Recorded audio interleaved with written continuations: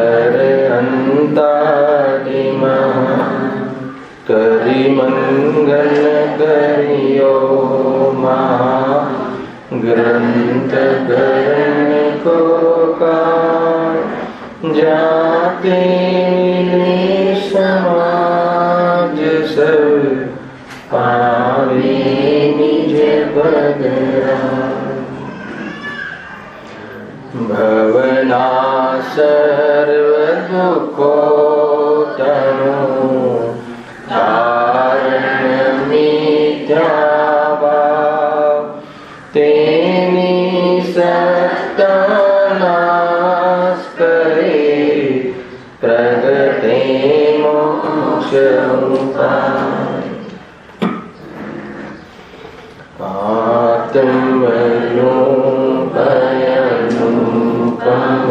आत्मरूपयनुपमयद्भुत यायके भवसिन्धुतरो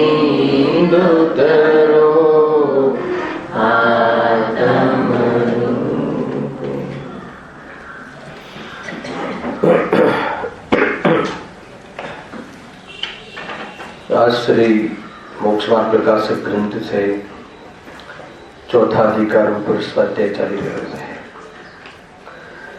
દુઃખના કારણોમાં મિથ્યા જ્ઞાન સંબંધી એના સ્વરૂપનું વર્ણન અહીંયા પ્રારંભ કર્યું છે. જ્ઞાનમાં જે મિથ્યાપણું છે એ મિથ્યા જ્ઞાન પણ આ સંસારમાં દુઃખનું કારણ છે. હવે મિથ્યા જ્ઞાનના સ્વરૂપની ચર્ચા અહીંયા કરે છે. પેજ નંબર 86 પર છે. મિથ્યા જ્ઞાનના સ્વરૂપમાં એનું પોતાનું જે લક્ષણ છે મિથ્યા જ્ઞાનનું એની ચર્ચા કરી કે જે જ્ઞાનમાં સંશયપણું છે, પ્રયોજનભૂત તત્વ સંબંધી સંશય છે, પ્રયોજનભૂત તત્વ સંબંધી વિપર્યપણું છે, પ્રયોજનભૂત તત્વ સંબંધી અનધ્યવસાયપણું છે, આ બધું જ્ઞાનનું મિથ્યાપણું છે. આ વાત આવી ને. જ્ઞાનમાં જ્યારે મિથ્યાપણું હોય ત્યારે શું થાય કે પ્રયોજનભૂત તત્વમાં સંશય આદિ પરિણામ થાય છે. તો જે પ્રયોજનભૂત તત્વ જીવાદી પ્રયોજનભૂત તત્વ છે એમાં સંશય કઈ રીતે બનેલો રહે છે કે હું શરીર છું કે આત્મા છું. જીવાદી તત્વ સંબંધી સંશય થયો ને, જીવ અને અજીવ એટલે સ્વ અને પર. તો સ્વ અને પર સંબંધી સંશય રહે કે આ શરીર જે પર કહે છે શાસ્ત્રમાં, પણ એને કહેને એમ લાગે છે કે આ શરીર હું છું કે આ ચૈતન્ય સ્વરૂપ આત્મા હું છું. પુણ્ય આદિ આશ્રવ ભાવથી શાંતિ થતી હશે, સુખ મળતું હશે કે એના ભાવથી સુખ મળતું હશે, એવું સંશય રહ્યા કરે. સુખ ડાયરેક્ટ ફળથી વાત કરીએ છીએ. ધર્મ લઈએ તો પુણ્યથી ધર્મ થતો હશે કે પુણ્યના અભાવથી ધર્મ થતો હશે, તે વાત આવી ને. ધર્મ કહીએ એટલે આપણને એમ લાગે કોઈ બીજી વાત ચાલે છે, અને સુખની ઓળથી નિરૂપણ કરીએ તો એમ લાગે કે આપણી વાત ચાલે છે, એવું લાગે ને આપણને. એટલા માટે શનિવારના ક્લાસમાં સૌથી પ્રથમ ક્લાસમાં આપણે આ ચર્ચા કરી હતી કે ધર્મ એટલે શું. સુખનું જે કારણ છે, જે કાર્યથી સુખ પ્રાપ્તિ થાય એને ધર્મ કહે છે. આપણે એ જ વિવક્ષા કરીને આપણે વિસ્તારથી ચર્ચા કરી હતી. કુલ મળીને જ્ઞાનમાં સંશય પણ બની રહે છે કે પુણ્યથી સુખ મળતું હશે, આ ઈચ્છાની પૂર્તિ કરવાથી સુખ મળતું હશે કે એના અભાવ કરવાથી સુખ મળતું હશે. આવું જે સુખનું પ્રયોજન છે, જે તત્વથી સુખનું પ્રયોજનની સિદ્ધિ થાય છે, એ તત્વમાં સંશય બની રહેવો, કોઈ નિર્ણય ન થવો, ખ્યાલ આવ્યો? અનિર્ણિત રહેવું જ્ઞાન, નિર્ણય કરવાનો પ્રયાસના અંતર્ગત એ સંશય છે. અને એ જ પ્રયોજનભૂત તત્વમાં સુખ અને સુખના કારણોમાં, દુઃખ અને દુઃખના કારણોના સંબંધી, સ્વપર સંબંધી વિપર્ય એકાંત જ હોય કે નહીં, રાગની પૂર્તિ કરીએ, અર્થાત તો દીકરા દીકરીઓ પર સ્નેહ હોવો એમાં જ મજા છે, એ જ સંસારમાં શોભા છે અને એને લઈને જ સુખ મળે છે. હું કોઈને ચાહું અને મને કોઈ ચાહે, એ જ વાસ્તવમાં સંસારમાં ક્વોલિટી છે, એને સુખરૂપ લાગે છે. એને અહીંયા કહે છે કે ચાહ તો કેવી છે? આગ સમાન છે. ચાહ રૂપી જે રાગ છે તો આગ સમાન છે, પરંતુ એને શું લાગે છે? એમાં શાંતિ લાગે છે. તો આમ જ છે. કોઈ આત્મા ફાત્મા થોડી હોતું હશે. આ શરીર છે એ જ આત્મા, હે ને? આ જન્મે છે અને બસ સમાપ્ત થઈ જાય. તો એ રીતે જે વિપર્ય એક જ એકાંત એવો નિર્ણય જ કરી લીધો. સંશયની ભૂમિકામાં શું પ્રફુલભાઈ છે કે નહીં હજુ એને? અને અહીંયા તો કે નહીં, કોઈ આત્મા પાત્માની વાત જ નહીં. આ શરીર દેખાય છે ને એ જ આત્મા છે. ભલે શાસ્ત્રમાં એને શરીર કહે, અહીંયા તો એ જ હું છું, એ જ મારું છે, એ જ મારું જીવન છે. બસ એને તો એમ લાગે છે વિપર્ય જ્ઞાન. અને અનંત દિવસે શું હતું? કંઈક છે, આત્મા છે કે નહીં, હે? શરીર અને આત્મા ભિન્ન છે કે નહીં? શું કામ છે આપણે? આત્મા ખાતો હશે કે શરીર ખાતું હશે? કોણ ખાતું હશે? હે ઋષભ, કોણ ખાય? આત્મા ખાતો હશે કે શરીર ખાતું હશે? કોક તો ખાતું હશે ને. તો એ કહે છે કે એ બધું પંડિતોને નક્કી કરવા દો.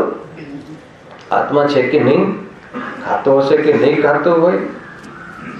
આપણે તો ખાઈ પીને ખવડાવવું પીવડાવવું અને ખાવું પીવું, એ વ્યવહાર જ વાસ્તવમાં એ જ જીવન છે અને એ જ સાચું છે. બાકી આત્મા ખાય છે કે નથી ખાતો, અનાહારી છે કે આહારી છે, એ બધી લપન ચેપનમાં આપણે નથી પીડ્યું. ઠીક છે, આપણે આ કાનથી સાંભળવું ને આ કાનથી, હે ને, આ ખાડા કાન કરવા. સાંભળવામાં તો આવી જાય છે, પણ કોણ નિર્ણય કરે આ બધો? નિમિત્તથી કાર્ય થતું હશે કે ઉપાદાનથી? કે કઈ નહીં, અમને તો આ હું દુકાન ચલાવું છું ને, હું નિમિત્ત છું કે દુકાન ઉપાદાનથી ચાલે છે? કઈ નહીં, કે પુણ્યના ઉદયથી ચાલે છે. કોઈ નિર્ધાર નથી, કોઈ જ નિર્ણય નથી, અને એ નિર્ણય કરવામાં એને રસ પણ નથી. મૂળ વાત. અને તે સામે શું છે? એ નિર્ણય કરવામાં એને કોઈ રસ જ નથી. દુકાન કોણ ચલાવે, ધન કોણ કમાવે, કે આત્મા પૈસા કમાઈ શકતો નથી, હે ને? કમાઈ શકે છે કે નથી કમાઈ શકતો, કે નિર્ણય કરવા દો પંડિતોને, સંતોને, સાધુને કરવા દો. આપણે તો કમાઈ શકીએ છીએ ને, રોજ દુકાને જઈએ છીએ ને, લાખો પેદા કર્યા કે ના કર્યા. અને ગામડેથી કાંઈ લોટો ને દોરી લઈને આવ્યા હતા ને, અત્યારે જુઓ કમાય કે ના કમાય. પ્રફુલભાઈ શું લઈને આવ્યા હતા ગામડેથી? અને પછી એ વાત આત્મા કમાય છે કે નથી કમાતું, કાલે ઘણી બધી ચર્ચા થઈ હતી. અનંત વ્યવસાયનું સ્વરૂપ એવું છે કે કઈ નિર્ધાર જ નથી, કોઈ નિર્ણય જ નથી કરતો, નિર્ણય કરવો જ નથી. નિર્ણય કરવામાં પ્રમાદનું સેવન કરે, ઇગ્નોર કરે. એવી દશા છે આનંદ વ્યવસાય વાળું જે જ્ઞાન, મિથ્યા જ્ઞાન છે, એની આ દશા છે. ઉપવાસમાં ધર્મ છે કે નહીં, એને અમને કઈ પડી નથી, એ તમે નક્કી કરો. આપણે તો ઉપવાસ કરવો જોઈએ, અને ઉપવાસ કરવાથી આપણને સુખ મળે છે એટલે ધર્મ થઈ ગયો. ઉપવાસ આદિ કરવાથી એક તો શરીર બી સારું રહે, પુણ્ય પણ બંધાય, અને બહારમાં આપણને અનુકૂળતા બી મળે, અને દુનિયામાં યશ બી મળે. બોલો, આવો ધર્મ બરાબર છે કે નહીં? ચંદ્રકાંતભાઈ, કેટલી વસ્તુ બોલો. ઉપવાસમાં ધર્મ ભલે છે કે નહીં, એ બધું નિર્ણય તમે કરતા રહો આખું જીવન. આપણે તો આ વ્રત તપ આદિ કરીને દુનિયાની અંદર યશ પ્રાપ્ત કરવો, અને કશાયની મનતા થાય છે ને, પુણ્ય થાય છે ને. ધર્મ એટલે સુખ છે ને, તમે કહો છો તો એનાથી સુખ મળે જ છે. તેથી બહારમાં યશ મળે, બહારમાં ધન આદિમાંથી મળે. તો કે અમને તો એ કોનું સ્વરૂપ છે? અનંત વ્યવસાય. જે સ્વ ને પર સંબંધી દુઃખ અને દુઃખના કારણ સંબંધી, સુખ અને સુખના કારણ સંબંધી સંશય રહેવો એ સંશય રૂપી મિથ્યા જ્ઞાન છે. વિપર્ય એ સંબંધી ભૂલ રહેવી, એમ જ જાણવું કે નહીં આજ હું છું, શરીર જ હું છું, એનું ધ્યાન આપવું, એની જ કેર કરવી, એની જ સંભાળ રાખવી, એનું જ સેવન કરવું, એનું જ લક્ષ્ય કરવું, એ જ આપણા બધા જ જીવોનું કર્તવ્ય છે. ખ્યાલ કે નહીં? એવું એને ભાષવું. આ કહ્યું વિપર્ય રૂપી મિથ્યા જ્ઞાન છે. અને આજે હમણાં કહ્યું અનદ્યવસાય રૂપ, આ બધું જે અનદ્યવસાય રૂપ મિથ્યા જ્ઞાન છે, પ્રયોજનભૂત તત્વ સંબંધી આ જીવને જ્ઞાનમાં આ પ્રમાણેના પરિણામો રહે છે, એને મિથ્યા જ્ઞાન કહે છે. આટલી ચર્ચા આપણે ગઈકાલે થઈ હતી. હવે આગળ જો પેજ નંબર 86 નો પહેલો પેરેગ્રાફની અંતિમ વેલિટી છે મિથ્યા જ્ઞાન સ્વરૂપના ટોપિકની.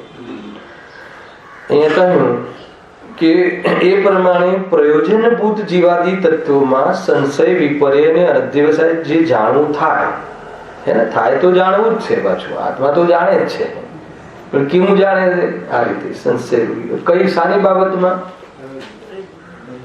પોતાની બાબતમાં, શરીરની બાબતમાં, સુખ સંબંધી, સુખના કારણ સંબંધી આ રીતે સંશય રહ્યા કરે, શંકા રહ્યા કરે, હે ને, વિપર્ય રહ્યા કરે, વિપરીત જ્ઞાન રહ્યા કરે, પરસ્પર વિરુદ્ધ રહ્યા કરે, કાં તો કોઈ એક ખોટા પક્ષમાં એકરૂપ રહ્યા કરે.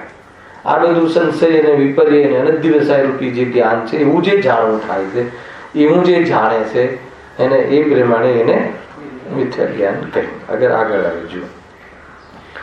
પણ હવે અપ્રયોજનભૂત તત્વ, અપ્રયોજનભૂત પદાર્થોને યથાર્થ જાણે અથવા અયથાર્થ જાણે તેની અપેક્ષાએ કઈ મિથ્યા જ્ઞાન સમ્યક જ્ઞાન નથી.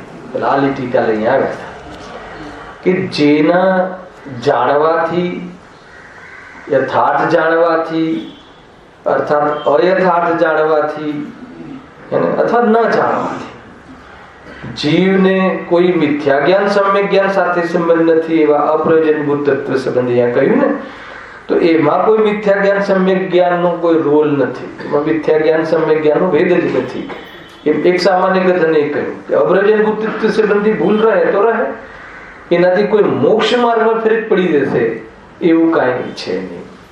અને એની ચર્ચા તો આપણે જયારે પ્રયોજનભૂત તત્વ કાંઈ સંબંધી જો વાંચું, કદાચ તમે ભૂલી ગયા હોય, બહુ જોરદાર ચર્ચા થઈ હતી. ક્યાં જે ટોપિક આજે ને પ્રયોજનભૂત અપ્રયોજનભૂત પદાર્થ સંબંધી જો એમાં છે. હા,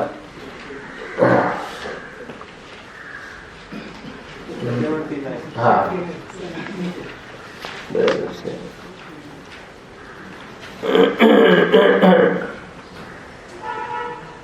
એના ઉપર છે, એના ઉપર જ છે, એના ઉપર પેજ નંબર 79 નો ઉપરનો પેરેગ્રાફ. પદાર્થોને જાણવા, મતલબ ન જાણવા, અન્યથા જાણવા તે જ્ઞાનાવણ કર્મના અનુસાર હોય છે. બરાબર? એમાં છે બધું.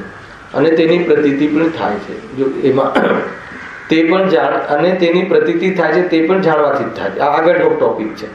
જાણાવીના પ્રતીતિ ક્યાંથી થાય એ તો સાચું, પરંતુ જેમ કોઈ પુરુષ જે પદાર્થોથી, અહીંયાથી લેવું છે, પરંતુ જેમ કોઈ પુરુષ જે પદાર્થથી પોતાનું કાંઈ પ્રયોજન નથી તે પદાર્થને અન્યથા જાણે. આ લૌકિક દ્રષ્ટિનું ઉદાહરણ છે. અન્યથા જાણે. માનો કે તમારે ડાયમંડનો બિઝનેસ છે, પરંતુ તમને શેર બજાર સંબંધી કે અન્ય કોઈ વ્યવસાય સંબંધી કાંઈ, ભલે તમે એનું જ્ઞાન યથાર્થ છે અથવા નથી અથવા અન્યથા જાણો છો, તો એનાથી કોઈ તમને ફરક પડવાનો નથી. કેમ કે એ તમારું પ્રયોજનભૂત કાર્ય નથી. તમારું પ્રયોજન તો તમારો ડાયમંડનો વ્યવસાય છે, એ તમારું પ્રયોજનભૂત કાર્ય છે એ ફિલ્ડમાં. તો એ સંબંધી તો ભૂલ હોય તો ઘણું ભૂલ પડી જશે, તો ઘણું નુકસાન થઈ જશે. પરંતુ માનો કે તમે શેર બજારનો કક્કું પણ જાણતા નથી, કંઈ પણ જાણતા નથી, અને ડાયમંડનો તમારો મેઇન બિઝનેસ છે અથવા એ જ બિઝનેસ છે, તો એનાથી શું ફરક પડે? કોઈ ફરક, એમાં કોઈ નુકસાન નફો થાય ન થાય. જો પરંતુ જેમ કોઈ પુરુષ જે પદાર્થથી પોતાનું કંઈ પ્રયોજન નથી તે પદાર્થને અન્યથા જાણે, યથાર્થ જાણે, જેવું જાણે તેવું જ માને, પાછી શ્રદ્ધા બી એવું કરે, એવું જ માને કે આમ જ છે, વસ્તુ તો આમ જ છે, છતાં તેથી તેનો કાંઈ પણ સુધાર બગાડ થતો નથી. અને એવી રીતે જાણવા માનવાથી તે પુરુષ કાંઈ ડાહ્યો કે પાગલ ગણાય નહીં. એનાથી કોઈ ચતુર છે કે મૂર્ખ છે એવો કોઈ ભેદ થતો નથી, હે ને? કઈ બી એમ પણ પોતાનો ડાયમંડ નો બિઝનેસ છે અને એ સંબંધી કોઈ ભૂલ હોય, એ સંબંધી અયથાર્થ જાણકારી હોય, કાચના ટુકડાને ડાયમંડ માનતો હોય, ખ્યાલ આવે ને? આ રીતે. પરંતુ જેનાથી પ્રયોજન છે તેને જો અન્યથા જાણે પણ તેમ જ માનવા લાગે તો બગાડ થાય અને તેને મૂર્ખ ગણાય. બરાબર? તથા જો એ અપ્રયોજનભૂત તથા એ પ્રયોજનભૂત પદાર્થોને યથાર્થ જાણે પણ તેમ જ માને તો સુધાર થાય અને તેથી ડાયો કહેવાય. જો આગળ હવે આ તો ઉદાહરણ છે કે આપણે માર્ગમાં ઘટાવે છે. એ જ પ્રમાણે જેનાથી પ્રયોજન નથી તેવા પદાર્થોને, શાનું પ્રયોજન નથી? સુખનું પ્રયોજન. જેનાથી સુખના પ્રયોજનની સિદ્ધિ થતી નથી એવા પદાર્થોને કે એવા તત્વોને જીવ અન્યથા જાણે, યથાર્થ જાણે, જેવું જાણે તેવું શ્રદ્ધાન કરે, પાછું એવું જ માને તો તેથી કોઈ તેનો સુધાર કે બગાડ નથી, એનાથી કઈ ફરક પડતો નથી. તેથી તે મિથ્યા દ્રષ્ટિ કે સમ્યક દ્રષ્ટિ નામ પામે નહીં. અહીંયા મિથ્યા જ્ઞાન કે સમ્યક જ્ઞાન નામ પામે નહીં. પણ જેનાથી પ્રયોજન છે તેને જો અન્યથા જાણે, સુખનું પ્રયોજન જેનાથી સુખના પ્રયોજનની સિદ્ધિ થાય છે સ્વ અને પરના ભેદ વિજ્ઞાનથી, અને આશ્રયવાદીને જેમ છે એમ જાણવાથી, એને દુઃખરૂપ છે તો દુઃખરૂપ જાણવાથી, એ સંબંધી એને ભૂલ છે, એ સંબંધી અજ્ઞાન છે, એ સંબંધી જાણકારી એ ખોટી છે, તો શું છે? એનો બગાડ જ બગાડ છે. તો પછી એને શું કહેવાય? મિથ્યા દ્રષ્ટિ કહેવાય છે. તો તેનો બગાડ જ થાય, એટલા માટે મિથ્યા દ્રષ્ટિ કહીએ છીએ. બરાબર છે? તથા જો તેને યથાર્થ જાણે, તેનું શ્રદ્ધાન કરે તો તેને સુધાર થાય અને સમ્યક દ્રષ્ટિ કહીએ. શ્રદ્ધાના કેસમાં પણ એવું હતું, જ્ઞાનના કેસમાં પણ એક લીટી અહીંયા લખી પંડિતજી જુઓ. પણ અપ્રયોજનભૂત પદાર્થોને યથાર્થ જાણે એટલે 7 તત્વ સિવાય કોઈ બી પદાર્થોને ગમે તેમ જાણે, હે ને? ખોટા જાણે ને તો પણ એનું કઈ બગડતું નથી. ટૂંકમાં તમે એમ સમજી લો કે આ જે યથાર્થ અને અયથાર્થ વચ્ચે બહુ પતલી દોરી છે. એક તો સ્થૂલ વાતો છે કે માનો કે તમને મેરુ પર્વતની કેટલી હાઈટ છે, કે કર્મની પ્રકૃતિની કયા ગુણસ્થાનમાં બનવિચ્છિતિ થાય, હે ને? નરકમાં બિલ કેટલા છે, પહેલી નરકમાં ઠંડી પડે કે બીજી નરકમાં પડે, હે ને? એનું ખબર ના હોય તે પ્રયોજનભૂત તત્વ નથી. પણ નરકમાં પણ જીવ દેહ બુદ્ધિથી દુઃખી છે, હે ને? દેહ બુદ્ધિના કારણે દુઃખ થાય છે, દેહ બુદ્ધિ ના હોય તો સુખ થાય છે, એવું શ્રદ્ધાન ના હોય તો દેહ બુદ્ધિ મટાડવાનો અભ્યાસ શું કામ કરે? ખ્યાલ? તો એનો બગાડ જ છે. બગાડ એટલે સુખી નહીં થઈ શકે આ સંબંધી અયથાર્થ જ્ઞાન હોય. એવું માને કે નરકમાં તો બહુ દુઃખ છે, કાપા કાપી થાય એટલે બહુ દુઃખ છે, શરીરને કાપે એટલે બહુ દુઃખ છે, તો કે અપ્રયોજનભૂત છે, હે ને? ત્યાં તો આવું થાય છે, અસુર દેવો આવે ને બીજાને ભીડાવે ને આમ કરે ને તેમ કરે ને, ત્યાં તો એવી ઠંડી છે ને ત્યાં, એ બધું કશું જ જ્ઞાન ના હોય. પણ એટલું જ્ઞાન હોય કે ત્યાં પણ જીવ દેહ બુદ્ધિથી દુઃખી છે અને દેહ બુદ્ધિ ના હોય તો સુખી છે, તો એ પ્રયોજનભૂત થઈ ગયું. અને દરેક સંબંધી અને જીવ ઘણી વખત જો જાણકારી હોય તો સારું છે, પણ એ હોવાથી સમ્યક દર્શનમાં કોઈ પણ પ્રકારે ફરક પડતો નથી.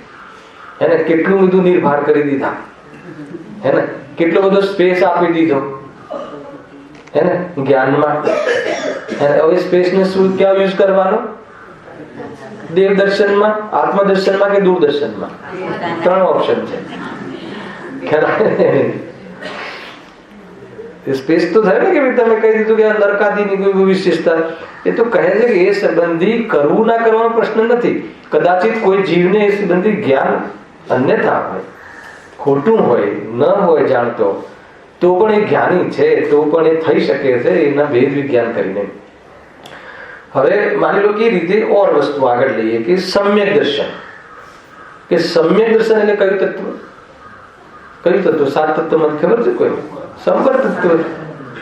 તો એ સંબંધી જાણકારી હોવી જરૂરી છે. પણ કોણ સમ્યક દ્રષ્ટિ છે ને કોણ સમ્યક દ્રષ્ટિ નથી એ અપ્રયોજનભૂત છે. શું કહ્યું?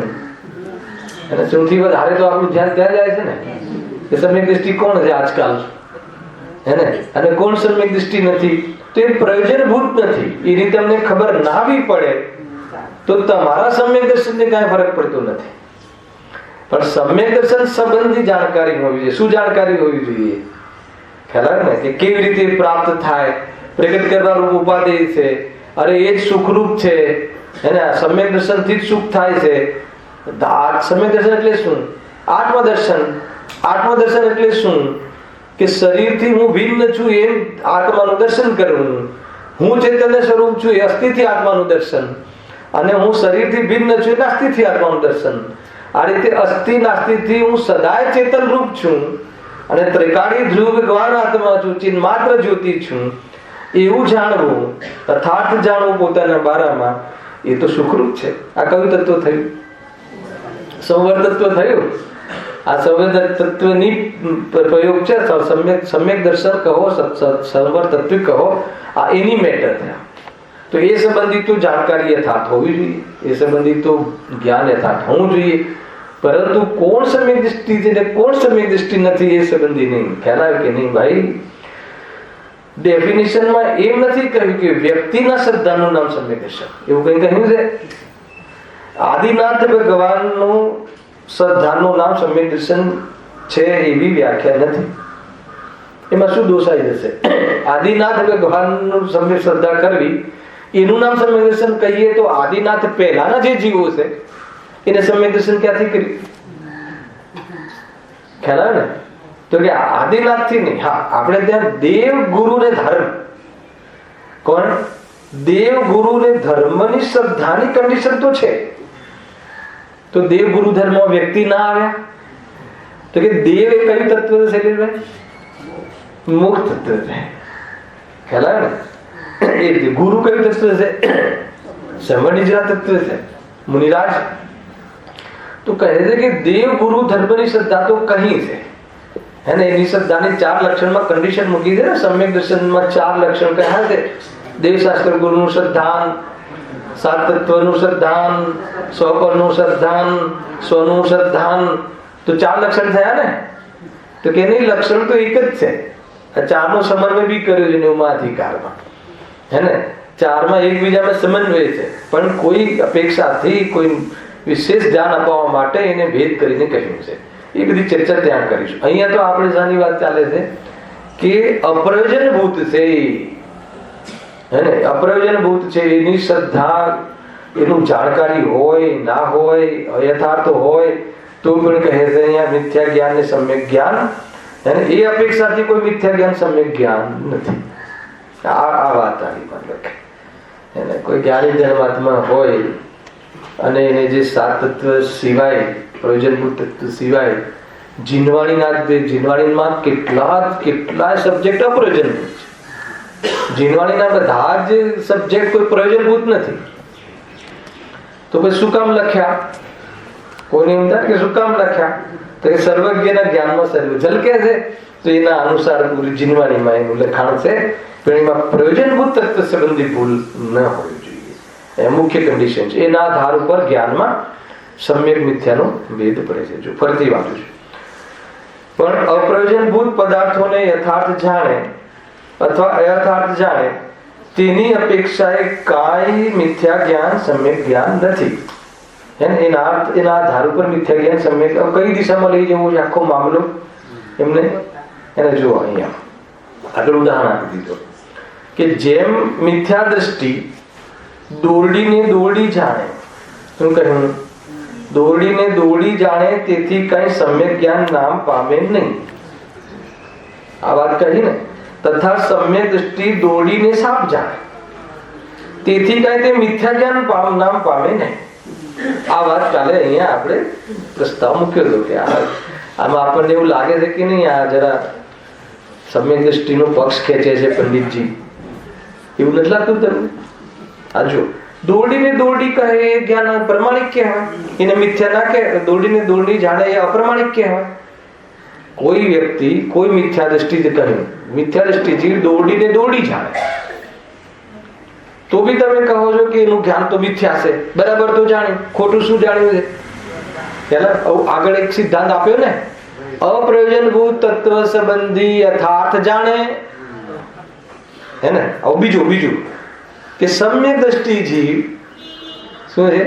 દોરડીને સાપ જાણે તો બી એનું જ્ઞાન સમ્યક. એમાં શું લાગુ પડશે? અપ્રયોજનભૂત ને અયથાર્થ જાણે તો પણ એના આધાર ઉપર જ્ઞાનમાં સમ્યક અને મિથ્યાના ભેદ કરવામાં આવતા નથી.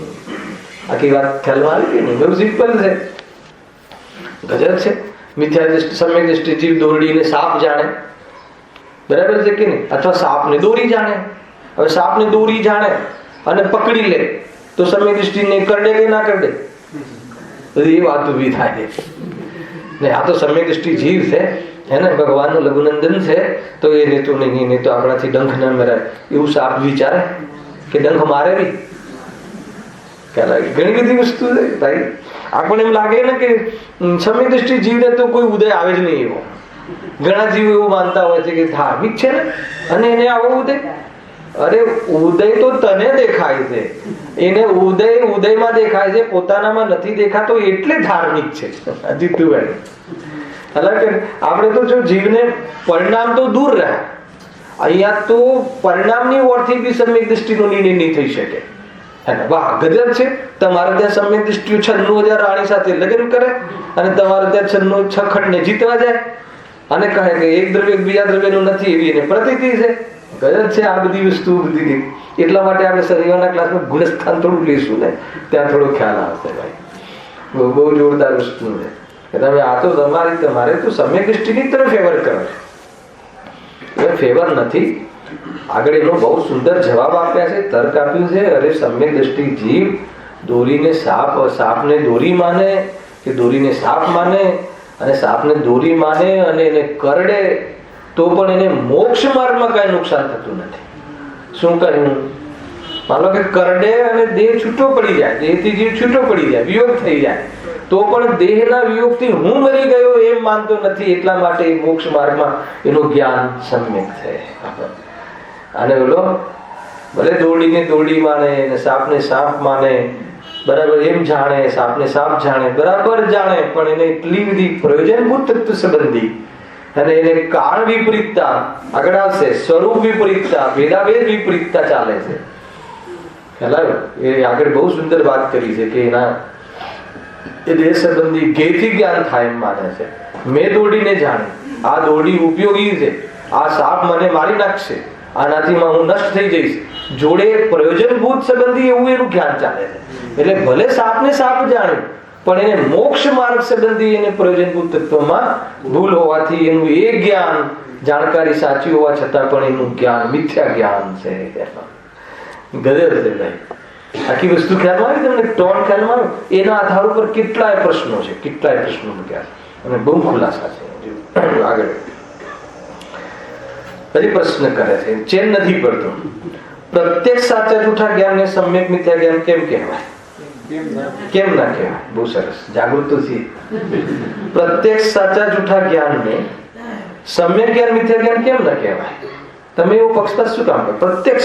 પ્રત્યક્ષમાં ખ્યાલ આવે છે કે આ જૂઠું છે, આનું જે નિરૂપણ આ જે કહે છે એ જૂઠું છે, હે ને? અને આ વ્યક્તિ કહે છે સાચું છે. તો પછી પ્રત્યક્ષમાં એ વાત ખબર પડે છે, તો પછી એ સાચા જૂઠા તો સમ્યક મિથ્યા જ્ઞાનનો ભેદ કેમ ના પડે? શું કામ નહીં? સુંદર જવાબ આપે છે. આ રીતે આવે, આ શૈલીથી જવાબ જલ્દી પડતો નથી. જુઓ જવાબ, જ્યાં જાણવાનું જ હે ને, સાચ જૂઠ નિર્ધાર કરવાનું જ પ્રયોજન હોય.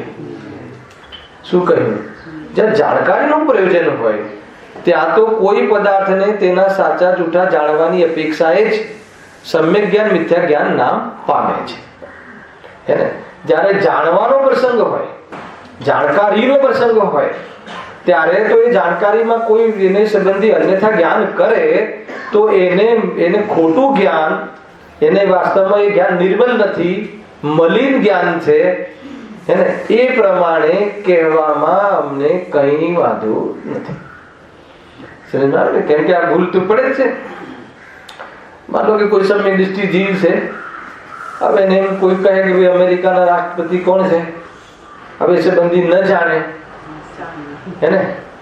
તો એનું જ્ઞાન મિથ્યા કહેવાય કે સમ્યક કહેવાય? તો કે એ જાણકારી સંબંધી એનું જ્ઞાન મિથ્યા છે, ખોટું છે, પ્રમાણિક નથી, જૂઠું છે, મલિન છે, બધું કહો. ખ્યાલ? છતાં પણ એ મિથ્યા જ્ઞાની ના કહેવાય. કેમ કે ત્યાં કોઈ એનું મિથ્યા જ્ઞાન સમ્યક જ્ઞાનનો ત્યાં કોઈ રોલ નથી. બહારની અપ્રજનભૂત સંબંધી. કોઈ પદાર્થોને તેના સાચા જૂઠા જાણવાની અપેક્ષા એ સમ્યક જ્ઞાન મિથ્યા જ્ઞાન નામ પામે છે. ક્યાં જાણવાની વાત આવે ત્યારે કહેવાય કે તમને તમારી જાણકારી ખોટી છે. આ તમે જે કહો છો, તમે જે જાણો છો એ ખોટું જ્ઞાન છે. ખ્યાલ આવ્યું કે નહીં? એમ જો આગળ લખ્યું, બહુ સુંદર. જેમ પ્રત્યક્ષ પરોક્ષ પ્રમાણના વર્ણનમાં કોઈ પદાર્થ હોય તેને સાચા જાણવા રૂપે સમ્યક જ્ઞાન કહ્યું છે, તથા સંશયાદિ રૂપ જાણવાને અપ્રમાણ રૂપ મિથ્યા જ્ઞાન કહ્યું છે. આ કયા જ્ઞાનની વાત છે? જાણવા રૂપ. જો પ્રત્યક્ષ અને પરોક્ષ પ્રમાણ બે અહીંયા લઈએ તો આ પ્રસંગમાં એ છદ્મસની મુખ્યતાથી વાત છે. કેવલીને તો આ રોલ છે જ નહીં. તો પ્રત્યક્ષ અને પરોક્ષમાં અહીંયા પ્રત્યક્ષમાં શું લેવું અને પરોક્ષમાં શું લેવું? જો મતિ શુદ્ધ જ્ઞાન તો પરોક્ષ જ છે, બરાબર છે. અને પ્રત્યક્ષના ભેદમાં લઈએ તો સાવ્યવહારિક પ્રત્યક્ષ છે. સાવ્યવહારિક પ્રત્યક્ષ કારમાં આપણે ડાયરેક્ટ આપણા આંખેથી જોયું હોય એ પ્રત્યક્ષ જ્ઞાન કહેવાય કે પરોક્ષ જ્ઞાન કહેવાય? ખ્યાલ આવ્યું ભાઈ? અર્પિત, તમને એમ લાગે કે જ્ઞાન સંબંધી ઘણી ચર્ચાઓ છે, સાંજના પીરિયડમાં છે આ બધી ચર્ચા, ત્યારે જ્ઞાન ગુણ વિશેષ ગુણ આવશે ત્યારે.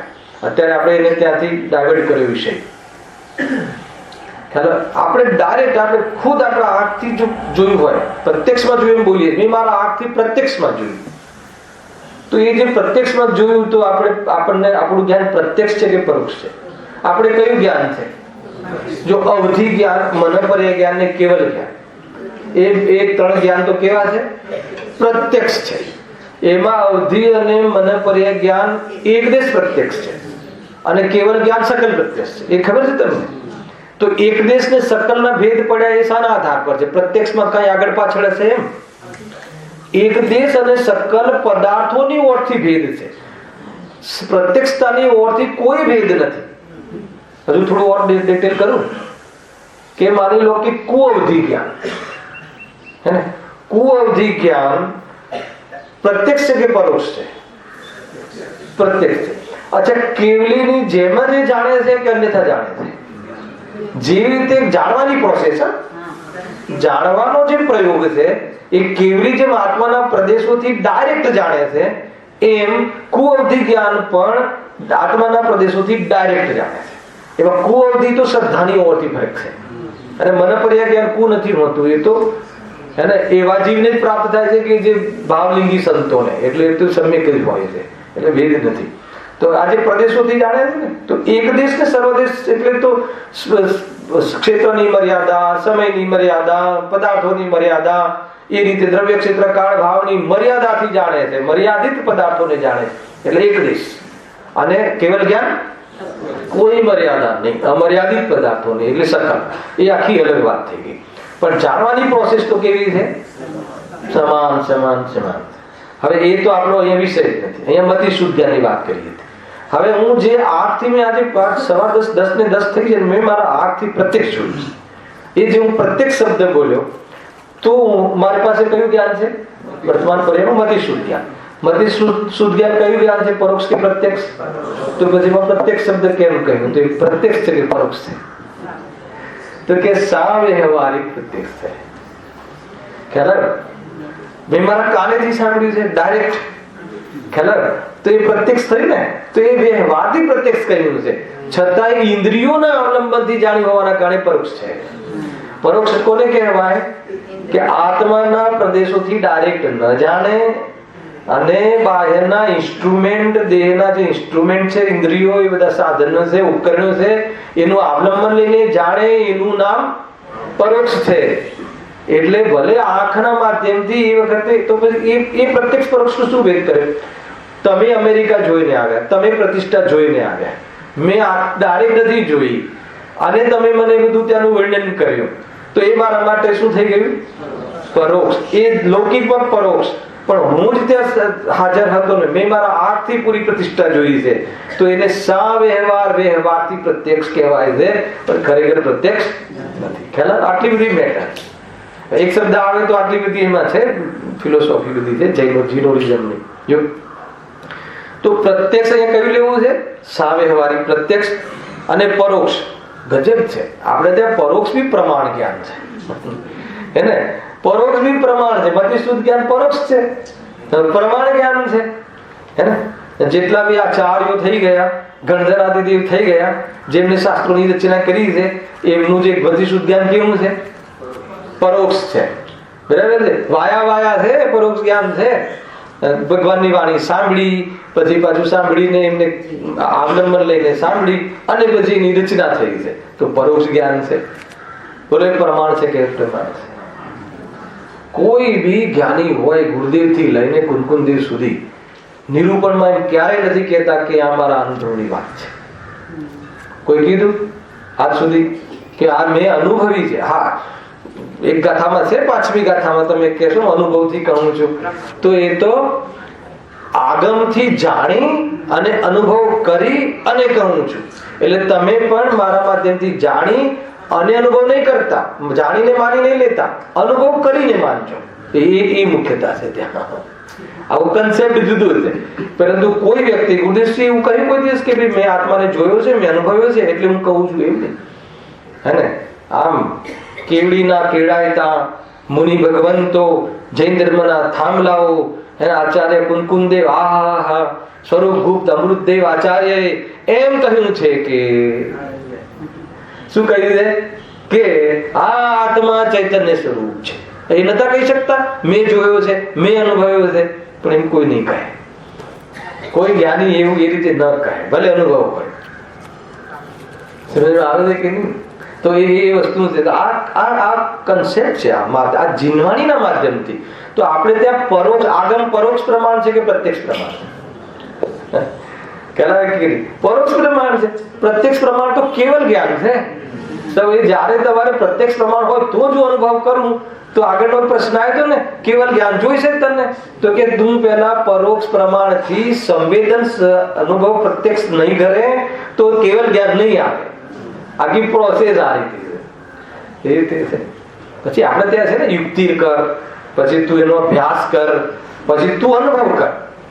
હા, ફિલિંગ આવે છે કશાય ઓછી હોય તો મન દુઃખ થાય છે, શાબાશ. તો ના હોય તો સુખ થઈ જાય, અનુમાન. હે ને? વેદન છે આ રીતે. અને પછી વેદન પ્રત્યક્ષ પૂર્વક નું અનુમાન જ્ઞાન સાચું જ્ઞાન છે. હે ને? અને જીનવાણી પૂર્વક નું અનુમાન જ્ઞાન પણ સાચું જ્ઞાન છે. પણ આપણી મનોગત કલ્પનાના આધારે અનુમાન જ્ઞાન એ મિથ્યા જ્ઞાન છે. શું કહ્યું? કેટલી વાતો કહી. આ પ્રમાણની વ્યાખ્યાઓ ચાલે છે. આ પ્રત્યક્ષ પ્રમાણની પ્રમાણ પર જો આપણે અનુમાન જે છે ને, પરોક્ષ પ્રમાણ, અનુમાન પરોક્ષ એટલે જ્યાં જ્ઞાન છે ત્યાં આત્મા છે. હે ને? જ્યાં અગ્નિ છે, જ્યાં ધુવાડો છે ત્યાં અગ્નિ છે. બહારનું જે આપણે આ લોકો જે અનુમાન શાળા છે ને આપણી ઇન્ડિયાની, એ અહીંયા અનુમાનની વાત નથી. તમે સમજી લેજો. એ તો એમ કે આજે જોરદાર વરસાદ આવવાનો છે, તડકો ખુલે, એ અનુમાન જ્ઞાન પ્રમાણ જ્ઞાનની વાત નથી અહીંયા. એ તો એવું બને છે ને કે આજે તો વાવાઝોડું આવવાનું છે ને, આમ છે ને, કોઈ દિવસ કે આજે તો સાયલન્ટ છે, તો એ દિવસે આખી બધું તણાઈ જાય. તો કે એ અનુમાન જ્ઞાન પ્રમાણ જ્ઞાનની વાત અહીંયા નથી. અહીંયા તો અનુમાન જ્ઞાન એટલે અહીંયા શાસ્ત્ર જ્ઞાન, આગમ જ્ઞાન, અને એના આધાર પરથી તર્ક જ્ઞાન, હેતુ જ્ઞાન, બધા જ્ઞાનો છે કે નહીં? તો એના આધાર ઉપર જ્યાં ધુવાડો હોય, ભલે ત્યાં અગ્નિ હોય જ. એ રીતે અહીંયા આ એ પ્રમાણેનું છે. તો જ્યાં જ્ઞાન હોય ત્યાં આત્મા હોય. આત્મા છે એ અનુમાનનો વિષય થઈ ગયો, અને જ્ઞાન છે અનુભવનો વિષય થઈ ગયો. શું કહ્યું? આત્મા અનુમાનથી જાણવામાં આવે છે, પણ જ્ઞાન વેદન થાય છે ને એ પ્રત્યક્ષ અનુભવમાં આવે છે. એટલે જ્યાં જ્ઞાન છે ત્યાં આત્મા છે, એનો આધારભૂત દ્રવ્ય આત્મા છે. એમ અનુમાન જ્ઞાનથી આત્મા હું ચૈતન્ય સ્વરૂપ છું એમ એને અનુમાન જ્ઞાન દ્વારા આખા આત્માને જાણે. કેવલી ભગવાન તો પ્રદેશ પ્રત્યક્ષ જાણે છે. એમને તો પ્રદેશથી બી પ્રત્યક્ષ જાણે છે. આપણે તો પ્રદેશનું જ્ઞાન જ નથી થતું. ખ્યાલ કે નહીં? પણ અનુભવમાં જ્ઞાન થાય છે એ રીતે. એટલે આજે જ્ઞાન રિલેટેડ જે કન્સેપ્ટ છે ને, એની ઓર કસરત કરવી બહુ જરૂરી છે. એટલા માટે થોડું વચ્ચે કહું છું. તો શું કરવું? તો આજે આવો ને શનિવારના ક્લાસમાં આપણે ચર્ચા કરીશું ને વિસ્તારથી. વિપુલભાઈ બહુ જોરદાર ચર્ચાઓમાં છે. જેમ પ્રત્યક્ષ પરોક્ષ પ્રમાણના વર્ણનમાં કોઈ પદાર્થ હોય તેને સાચા જાણવા રૂપે સમ્યક જ્ઞાન કહ્યું છે. બરાબર છે? જો આમાં કેવું છે કે પ્રમાણ જ્ઞાન ની કઈ પ્રકારથી વિવક્ષા છે. પ્રમાણનો અર્થ બી ઘણા છે. એક પ્રમાણનો અર્થ તો માપ થાય. કેટલા પ્રમાણ તો માપ છે ને, અહીંયા એની વાત નથી. એક પ્રમાણ એ છે કે જે વસ્તુ જેવી છે એવી જાણવી, હે ને. માની લો કે એક આટલા ફૂટ છે, આટલા ફૂટ છે, મતલબ કે 500 ફૂટનો હોલ છે, તો 500 ફૂટ જાણવું એને પણ પ્રમાણિક જ્ઞાન કહે છે, હે ને. એને પ્રમાણ જ્ઞાન કહે. શરીર સંબંધી 100% જાણકારી સાચી હોવી એને પ્રમાણિક જ્ઞાન કહે છે. ખ્યાલ? એ પ્રમાણ જ્ઞાન એટલે એ જ્ઞાનના પ્રસંગમાં પ્રમાણ જ્ઞાન, અને એક શ્રદ્ધાના આધાર ઉપર સમ્યક જ્ઞાનમ પ્રમાણ, સમ્યક જ્ઞાનને પ્રમાણ જ્ઞાન કહે છે. ખ્યાલ? એ કહ્યું કે જે આત્માની શ્રદ્ધા હોય તો એ જ્ઞાન પ્રમાણ જ્ઞાન છે. એક એ છે. બીજું એક નય પ્રમાણમાં પ્રમાણની વ્યાખ્યા આવે છે કે જે જ્ઞાનનો વિષય પર્યાય સહિત આખી વસ્તુ બને એને પ્રમાણ જ્ઞાન કહે છે. ખ્યાલ આવે કે નહીં? પણ અહીંયા જે પ્રમાણ જ્ઞાન, અહીંયા જે સમ્યક જ્ઞાન મિથ્યા જ્ઞાનમાં જે પ્રમાણ જ્ઞાનની ચર્ચા છે, એ ચર્ચા શ્રદ્ધાની ઓરથી મોક્ષ માર્ગના પ્રસંગમાં શ્રદ્ધા મિથ્યા હોય તો જ્ઞાન મિથ્યા છે, એ વાત અહીંયા છે આ પ્રસંગમાં. અને જ્યારે એક પ્રવચન સારના વિષયમાં, પ્રવચન સારમાં જે પ્રમાણ જ્ઞાન કહ્યું, એ ભલે એને શ્રદ્ધા શું છે, ખોટી છે કે સાચી છે એને મુખ્ય ન કરતા, એ જે જ્ઞાન સંબંધી, એ પદાર્થ સંબંધી એ જાણે છે એ સત્ય છે કે નહીં કે અસત્ય છે, એની ઓરથી પણ સમ્યક મિથ્યા કહેવાની પદ્ધતિ છે. ખ્યાલ? પણ એનાથી કોઈ મોક્ષ માર્ગમાં કોઈ પણ ફરક પડતો નથી. પણ એ કયા તત્વ સંબંધી? અપ્રયોજન તત્વ. પ્રયોજનભૂત તત્વમાં બી ઘણી બધી વાતો આવે. પ્રયોજનભૂત તત્વ સંબંધી બી એમાં પણ જે એનું જે રીતે પ્રયોજન છે એ સંબંધી જ જાણકારી સાચી હોય જરૂર છે. બાકી પ્રયોજનભૂત તત્વમાં પણ જે કોઈ અપ્રયોજનભૂતની સાઈડ છે એ સંબંધી અગર જ્ઞાન યથાર્થ ના હોય તો બી મોક્ષ માર્ગમાં કઈ બગાડ નથી. શું કહ્યું? ખ્યાલ આવ્યો? માનો કે આશ્રવ તત્વ, 7 તત્વ પ્રયોજનભૂત તત્વ છે ને, તો એક આશ્રવ તત્વ. તો આશ્રવ તત્વના ભેદ કેટલા? કેટલા ભેદ આશ્રવ? 5 ભેદ. મિથ્યાત્વ, અવિરતિ, પ્રમાદ, કષાય અને યોગ. આ 5 આશ્રવ છે. આ 5 આશ્રવના ભેદ છે. ઓર કહો, સામાન્ય રીતે કહો તો 2, હે ને? દર્શન મોહ ને ચારિત્ર મોહમાં, મોહ રાગ દ્વેષ. ઓર કહો તો 25. તો આ બધા ભેદની કોઈને ખબર નથી તો મને બતાવો કે એને સમ્યક દર્શન થશે કે નહીં થશે. અચ્છા, આશ્રવ તત્વ પ્રયોજનભૂત છે કે અપ્રયોજનભૂત છે? હવે આશ્રવ તત્વ સંબંધી આ જાણકારી ન હોય, હે ને, તો એ પ્રયોજનભૂત જાણકારી નથી. પ્રયોજનભૂત તત્વ સંબંધી બી આ જાણકારી પ્રયોજનભૂત નથી. તો પ્રયોજનભૂત તત્વ સંબંધી કઈ જાણકારી પ્રયોજનભૂત છે? કે આશ્રવ એકાંતે દુઃખરૂપ છે, એ જાણકારી તારી યથાર્થ હોવી જરૂરી છે. ના, એવું નથી. આશ્રવમાં શુભ આશ્રવ તો, હે ને, એ તો સુખનું કારણ છે, હે ને. પુણ્ય ભાવ તો સુખનું કારણ છે. કેમ કે હવે જો એ જીવ બહુ ચતુર હોય ને, વધારે પડતો, હા, તો એ શું કાઢે ખબર છે કે અમે ક્યાં દુકાન મકાનની વાત કરીએ છીએ, અમે તો એવી ભાવના ભાવીએ છીએ કે આ પુણ્યના ઉદયથી દેવશાસ્ત્ર ગુરુ મળે. બોલો, હવે તો અમારું આ પુણ્ય સુખરૂપ છે કે નહીં?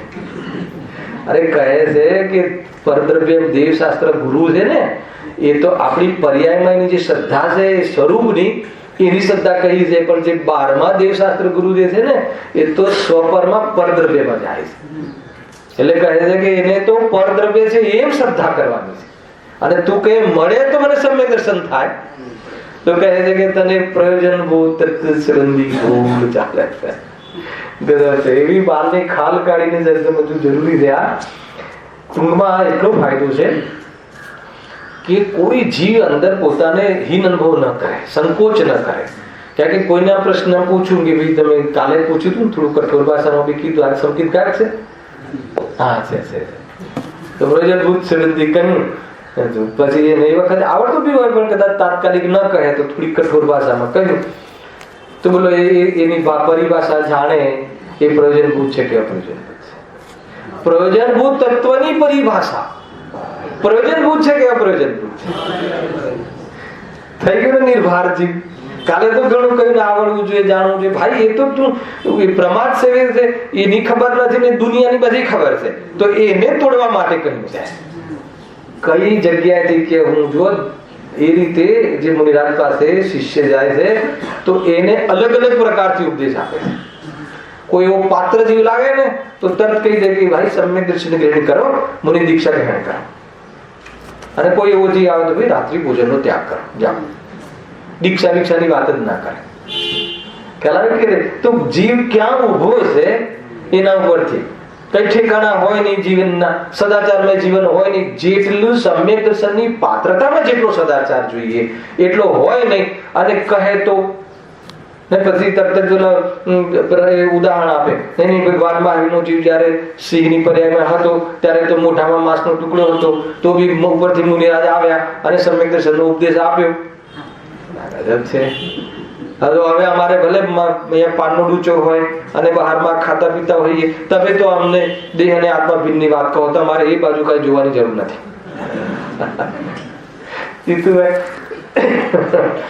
કહે છે કે એમ છે ભાઈ, કાલે પણ કહ્યું હતું ને કે સાતમી દરેકમાં ધર્મના સભાના બધા વ્યવહારો નથી હોતા, હે ને? ત્યાં કોઈ પ્રવચનના સંભળાવાના વ્યવહારો નથી હોતા, પણ ત્યાં પણ જીવ સમ્યક દર્શન કરી લે છે.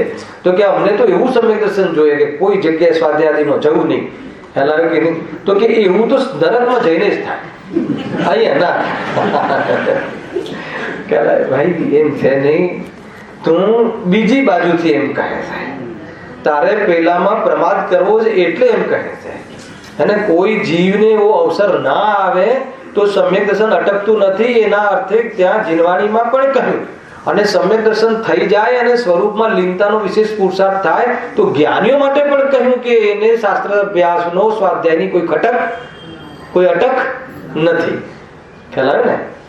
એ કયા લેવલમાં કયો ઉપદેશ લાગુ પડે છે વ્યવહારનો, એ બરાબર જાણવું જોઈએ, હે ને ભાઈ? ઊંચી દશામાં જયારે વૃતાદિ હોય એને વૃતાદિ હે છે એમ જાણવાનું કહ્યું છે. હેલા પુણ્ય હે કોને? પેલા પુણ્ય હોય તો પછી હે ઉપાધિની વાત કરીએ ને. પુણ્ય પરિણામ તો છે નહીં, પરિણામમાં તો બધું પાપડ કર્યું છે. અને કહે કે નહીં શાસ્ત્રમાં પુણ્ય, અને એવા જેવું પુણ્ય હે માટે ઉપાધિ માટે વધારે ઝઘડો કરે. પૂરો સ્વાધ્યાય નથી, ખબર નથી. એટલે ગુરુદેવસિંહ પછી આવી ચર્ચામાં ભાઈ સ્વાધ્યાય કરો, ચર્ચા જ ના કરો, સ્વાધ્યાય કરો. ચર્ચા નથી કરવી, સ્વાધ્યાય કરો. કેમ કે સ્વતંત્ર રીતે પોતાનો એક આગવો સ્વાધ્યાય હોવો બહુ જરૂરી છે. અને ત્યારે આ બધા ખ્યાલ આવશે જો વિષય પર આવો. જેમ પ્રત્યક્ષ પરોક્ષ પ્રમાણના વર્ણનમાં કોઈ પદાર્થ હોય તેને સાચા જાણવા રૂપે સમ્યક જ્ઞાન કહ્યું છે. આપણે આ પ્રમાણની વ્યાખ્યાઓ કરી ને, કેટલી વ્યાખ્યાઓ કરી, હે ને? અહીંયા મારે એ ના પર લઈ આવવું છે કે એક તો પ્રમાણ માપની વાત છે, એની અહીંયા વાત નથી, હે ને? જેમ કે આત્મા જ્ઞાન પ્રમાણ છે, જ્ઞાન લોકાલોક પ્રમાણ છે, લોકાલોક જ્ઞેય પ્રમાણ છે, એટલે આત્મા સર્વગત છે.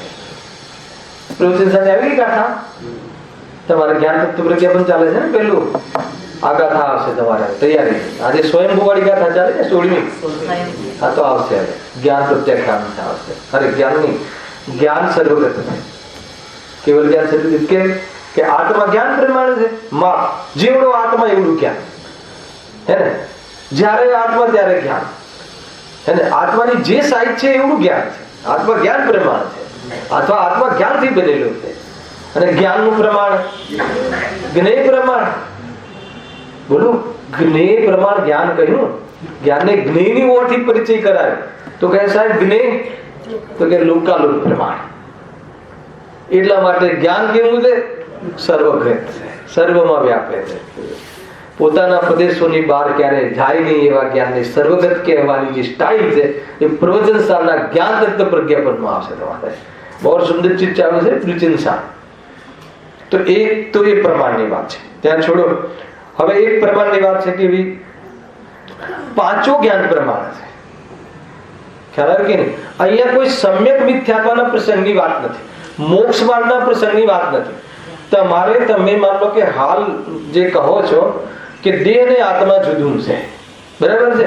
આત્મા જ્ઞાન લક્ષણથી પરિચયમાં આવે છે. જ્ઞાન લક્ષણ દ્વારા આત્માને શરીરથી ભિન્ન જાણી શકાય છે. બતાવો, આ જે તમારું જ્ઞાન છે, આ જે તમારું મતિશુદ્ધ જ્ઞાન છે, એ જ્ઞાન પ્રમાણ છે કે અપ્રમાણ છે? બોલો, પ્રમાણિક છે કે અપ્રમાણિક છે? અચ્છા, તમે મિથ્યા જ્ઞાની છો કે સમ્યક જ્ઞાની છો? ખોલો, વાંધો નહીં, જાહેર કરી દો. તો પછી જ્ઞાન તમારું પ્રમાણિક કેવી રીતે? તો કે આવ્યું છે ને, અહીંયા કહ્યું ને, કોઈ પદાર્થને તેના સાચા જૂઠા જાણવાની અપેક્ષાએ સમ્યક મિથ્યા જ્ઞાન નામ પામે છે. આવો એક સમ્યક મિથ્યા જ્ઞાનનો ભેદ કરવાનો આવો પણ એક ટોપિક છે. ત્યાં મોક્ષ માર્ગની કોઈ જ વાત નથી. એનાથી અચ્છા, આ તમારું જ્ઞાન સમ્યક છે, તમારી જાણકારી સમ્યક છે, તમે જે કહ્યું એ પ્રમાણ છે, એ કથન પ્રમાણ છે, એ જાણકારી પ્રમાણ છે, તમે પ્રમાણિક જાણો છો. એનાથી એક પણ કર્મની નિજરા નહીં થાય, એનાથી મોક્ષ માર્ગનો પ્રારંભ થતો નથી. હા, એના દ્વારા જો શ્રદ્ધા સમક્ય રહે એ પછી અલગ વાત છે. પણ આ જ્ઞાન, અહીંયા ત્યાં જ્ઞાનનો પ્રસંગ ચાલે. બરાબર. હવે તમે અપ્રયોજનભૂત તત્વમાં એમાં લઈ લો. આ તો પ્રયોજનભૂત તત્વ સંબંધી કહ્યું. અપ્રયોજનમાં કર્મ પ્રકૃતિ કેટલી છે? મૂળ કર્મ કેટલા પ્રકારના? કે 8 પ્રકારના. એના પેટા પ્રકૃતિ કેટલા પ્રકારની? કે સાહેબ 148 પ્રકૃતિ છે. અને એ બધું જ બરાબર તમારું એકદમ જ્ઞાન. તો જ્ઞાન કેવું છે? સચોટ જ્ઞાન છે, ચોખ્ખું જ્ઞાન છે, સ્પષ્ટ જ્ઞાન છે. ખ્યાલ આવી ગયું? જો આ છતાં બી પર પદાર્થ સંબંધી જે જ્ઞાન છે ને, સમ્યક જ્ઞાનીઓને પણ મલિન જ્ઞાન કહેવાય છે. એ પાછો અલગ વિષય છે. ખ્યાલ? કેમ કે આજ સુધી 12મા ગુણસ્થાન સુધી પદાર્થોનું જે જ્ઞાન આપણને થાય છે ને, જે જીવોને, બધા જીવોને એ જ્ઞાન મલિન હોય. કેમ કે અવલંબનના દ્વારા લીધેલું જ્ઞાન ક્યારે બી સ્પષ્ટ ના હોય. ખ્યાલ? અને પેલું તો જાણકારી સ્પષ્ટતા. અરે આ જે મેં જાણકારી કહી એ પ્રમાણિક છે કે અપ્રમાણિક છે? તો જાણકારી તો સત્ય છે, અસત્ય નથી. ખ્યાલ? આખી વાત ખ્યાલ કઈ દિશામાં જાય છે વાત? પેલા કેવી રીતે કહો છો એમનું જ્ઞાન પ્રમાણિક છે કે પ્રમાણિક છે? કોઈ બી સમ્યક દ્રષ્ટિ જીવ લઈ લો. ઉદાહરણમાં માનો ટોડરમલજી લઈ લો, જયચંદજી છાબડા લઈ લો, ગુરુદેવસિંહ લઈ લો, જે બી લઈ લો. હવે એ માની લો કે કોઈ બહારના પદાર્થને જાણે છે. કોઈ માની લો કે વિમાનમાં બેઠા છે. વિમાનમાં બેઠા છે તો નીચે જોવે છે, તો નીચે બધા બિલ્ડિંગો છે ને, એ કેવા જાણે છે? માચીસ છે. આવડા દેખાય ને? તો બોલે મકાન માચીસ જેવડું છે કે મોટું છે?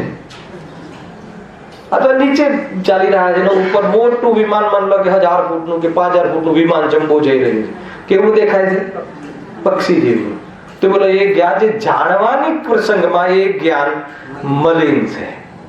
કે ઇન્દ્રિયોના માધ્યમથી જે જાણવું થાય છે એ જાણવું મલિન જ હોય છે. તો એ જે મલિનતા, એ મલિન એટલે કોઈ મિથ્યાત્વની લઈને મિથ્યા જ્ઞાન, એ જ્ઞાન નિર્મલ નથી, એ વાત નથી. સમ્યક જ્ઞાન નિર્મલ જ્ઞાન છે, એ અલગ પ્રસંગ છે. અત્યારે હું તમને એ સમજાવી રહ્યો છું કે જે જાણવાનો જે પ્રસંગ છે, જ્ઞાનને જાણવાની ઓરથી જે નિરૂપણ છે, એની ઓરથી તમે કહો કે આ અપ્રયોજનભૂત સંબંધી એની જાણકારી એ સંબંધી ખોટી છે, એ અસત્ય જ્ઞાન છે, એ વાસ્તવિક જ્ઞાન નથી, એ અપ્રમાણિક જ્ઞાન છે, એ મિથ્યા જ્ઞાન છે, અસત્ય જ્ઞાન છે, જૂઠું જ્ઞાન છે, એમ ત્યાં કહેવામાં અમને કોઈ વાંધો નથી. આ ખ્યાલ આવેલું છે? કઠિન પડે છે, કઠિન પડશે. અને એક પ્રમાણ શું કહ્યું હતું? એક પ્રમાણ કયું કહ્યું હતું? કે સમ્યક જ્ઞાનમ પ્રમાણ. જે સમ્યક જ્ઞાન છે એ જ પ્રમાણ છે. પછી ભલે જે આત્માને જાણે છે એનું જ જ્ઞાન સમ્યક છે, જે આત્માની જે અનુભૂતિ કરે છે એનું જ જ્ઞાન સમ્યક છે. કેમ કે મોક્ષ માર્ગના પ્રસંગમાં જે સમ્યક મિથ્યા છે એની અહીંયા ચર્ચા છે. એટલે અહીંયા કોઈ બહારના પદાર્થોની જાણકારી ખોટી હોય અપ્રયોજનભૂતની, તો બી મોક્ષ માર્ગ એનો બગડતો નથી. ખ્યાલમાં આવે કે ના આવે? આ રીતે છે ભાઈ. ગુરુદેવશ્રીને આપણા બિઝનેસ સંબંધી આપણે લઈ જઈએ ફેક્ટરી જોવા, પગલા પડાવવા, એ પાછો અલગ રોગ. ખ્યાલ આવે કે નહીં? અમારા ઘરે પગલા થયા છે. પગલા થયા પછી શું થયું? એમના પગલા સમ્યક દર્શન લઈને આવે છે. ખબર તમને? નાના કે એમના પગલા બીજું પણ લઈને આવે છે. ગદર થયા આને મિથ્યાત્વ કહેવાય, અને ગુરુદેવને ના માન્યા કહેવાય. સમજમાં આવે છે કોઈ વાત? ખ્યાલ આવે કે નહીં? એ રીતે છે. તો હવે માન લો કે એમને આપણા બિઝનેસ સંબંધી આપણે એમ કે આજુ આ પ્રોડક્ટ સાહેબ આ રીતે બને છે, આ રીતે બને છે, આ કેવી રીતે બને છે તમે જાણો છો? તો હવે એમને ખ્યાલ નથી. તો બાળક આપણું નાનું હોય તો કે આટલું જ્ઞાન નથી, જ્ઞાની કહેવાય છે ને, આટલું જ્ઞાન નથી. થાય કે ના થાય? બોલે એ જ્ઞાની છે કે આપણે જ્ઞાની છે? 100% આપણને ફોર્મેટ આપણે એન્જિનિયરિંગ કર્યું છે, માસ્ટરીઝ કરી છે સંબંધી, અને પ્રોડક્ટની એક એક અંશ, એક એક ઇંચ, એક એક થાક, એનું પ્રોડક્ટનું બધું જ વર્ણન કરીએ છીએ, અને ગુરુદેવ આમ જોઈ રહે છે. તો બતાવો આપણે જ્ઞાની કે ગુરુદેવ જ્ઞાની? તો એ જે જ્ઞાનીનો ભેદ છે એ જાણકારીના અર્થથી નથી. એ જે ભેદ છે એ ભેદ મોક્ષ માર્ગમાં વાસ્તવમાં પ્રયોજનભૂત તત્વ સંબંધી જે પ્રતીતિના ઓર જે છે એની ઓરથી છે. આટલો ખ્યાલ આવ્યો? નેક્સ્ટ શનિવારે આ પ્રમાણની ઓરથી હું વાત ફરીથી ઉઠાઈશ.